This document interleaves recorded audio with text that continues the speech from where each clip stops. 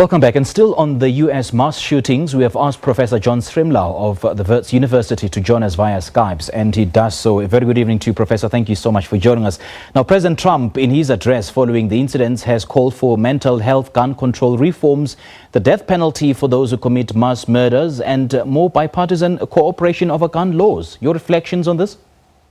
Well, it's very hard to take Donald Trump's words seriously. We've seen this movie before, and it doesn't play very well. When the Parkland shootings occurred down in Florida in February of 2018, he said the same kind of things and then did nothing. And given the way he has been so divisive in the society, I think he's exacerbated the problem. Other presidents have faced these kind of challenges. Obama did a very moving, healing service in the Charlotte, South Carolina church after a gunman opened fire on parishioners in that church, sang Amazing Grace. That was a healing exercise. But you got to look at Trump not only in the immediate, but he reflects a gun culture in the United States, which goes back to the founding of the Republic and the Second Amendment of the Constitution, which is very unusual in constitutions. I can't imagine South Africa's constitution ever having a right to bear arms provision in it, but that's there, and it has a long and complex history, but it all's tied up with the history of racial suppression and violence against African Americans in the South. And so it's a complex story, but Trump is riding hard on his prejudices and stirring up this kind of hate anyway. And now we're seeing the fruits of that in the short term. He also tweeted this morning that he was open to new gun control legislation, perhaps in exchange for immigration reforms. Now, we know his position on immigration reforms, and just how complicated can this get? Well, that's a poison pill in the proposal if it was to come to pass. It's a very complex issue, immigration. It needs to be dealt with. It's overdue to be dealt with. I see no chance of bipartisan agreement. And I think by linking the two, immigration and gun regulation, he's showing that he's not really serious legislatively or politically. But he doesn't have patience for this kind of thing. He wants to stir up trouble and make sure that his base is happy for the 2020 election. I do think that there is a need for gun regulation, obviously, in the states.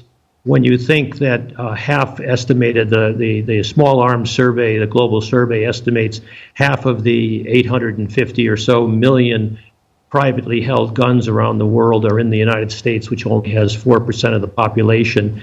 You can see that the figure 120 guns for every 100 people, which no other country comes close to, is symptomatic of a gun-crazed society, at least for those that want to bear arms. I'm not one of them, but there are certainly many in the country that do. And that's a strong lobby, as your correspondent suggested, although I think it may be weakening. The gun control legislation is gun control regulation of some sort is very popular with the public at large, but I don't see Trump doing anything about it.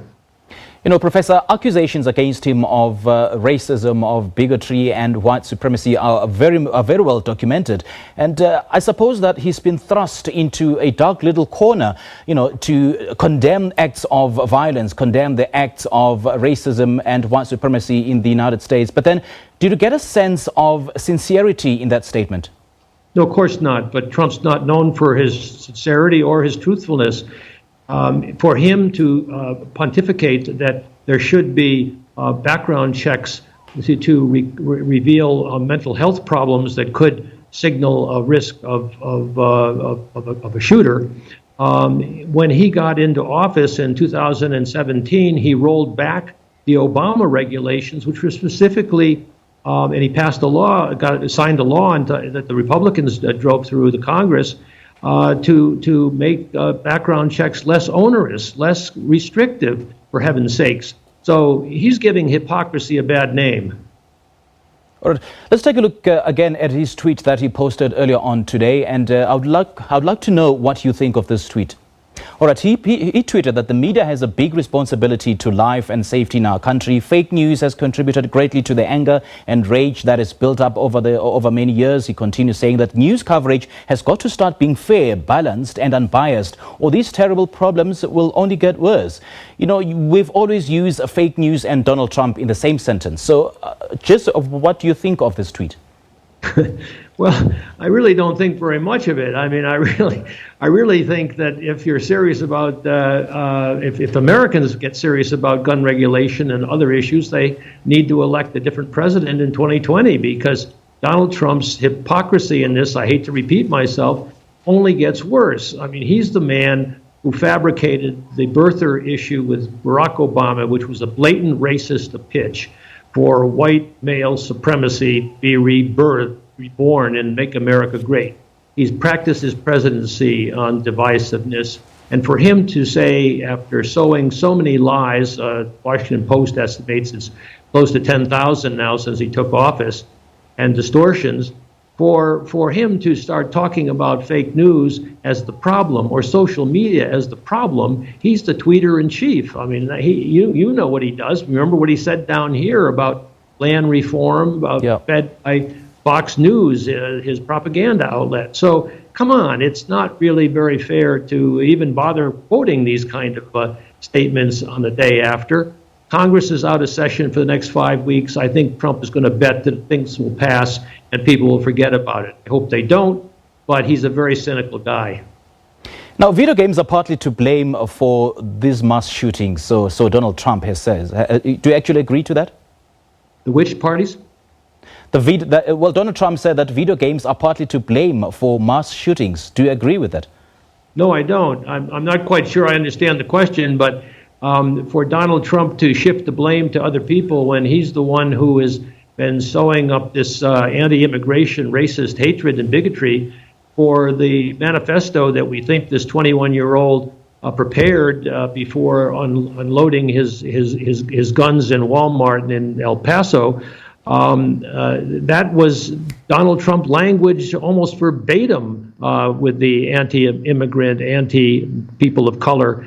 Make America great again by purifying the bloodstream back to white ethnic nationalists. So come on, it's not really a reasonable point to try to take seriously what he says. You know, Professor, the former President Barack Obama has issued a pointer statement saying that we should reject language from leaders that feeds a climate of fear and hatred or normalizes racist sentiments. Well, no prizes for guessing on who that particular statement is directed to. I suppose that so many leaders will be coming out to condemn the latest incident and, sharing the same sentiments with Mr. Obama. Would that likely soften President Donald Trump's stance on what he's often been accused of? Well, Donald Trump will do anything to oppose Barack Obama and to undermine anything that the Obama presidency accomplished. So he won't take Obama's statement in any way seriously. And indeed, what we're seeing in the foreign press, as your correspondent earlier alluded to with regard to the UN Secretary General's statement, is condemnation over this kind of a wanton violence in what passes or claims to be a civilized country, but is overarmed and overdivided, and that has been exacerbated by the Trump presidency. But as I repeat again, Donald Trump is only a symptom of a very deeper problem that runs back into the states' rights. Let's get a militia. Not that you need a militia to fight at foreign enemies, but you need a militia to suppress errant or protesting deviant slaves. So that there's a long history of the Second Amendment and court cases that have upheld the Second Amendment, the right to bear arms for individuals. And Donald Trump is reaping that whirlwind by exacerbating it with his rhetoric until now, when he suddenly changes his tune. But that could change, as your correspondent said, in another 3 hours when he tweets something else tomorrow morning. And we're yet to see what he will be saying. And I'm quite curious to know, Professor, if the United States can divorce itself from the popularity of gun ownership. That's a very big question. I think that is happening. It's like environment, which is grassroots.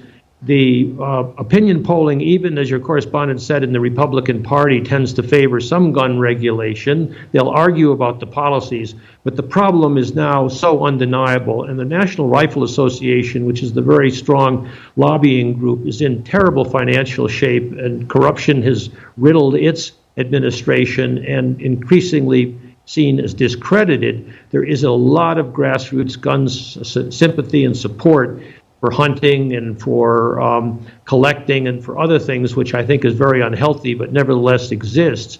And so it'll have to be some sort of a compromise. You're not going to ban firearms in the United States, but you could certainly control them, as most civilized countries in the world, including South Africa, seriously attempt to do. We have a problem with illegal guns in this country, but the country is nowhere near as heavily armed among civilians as it is in the United States, obviously. Professor Stremlau, we appreciate your time. Thank you so much for your reflections. That was international relations expert Professor John Stremlau speaking to us via Skype. This is The Globe. We'll have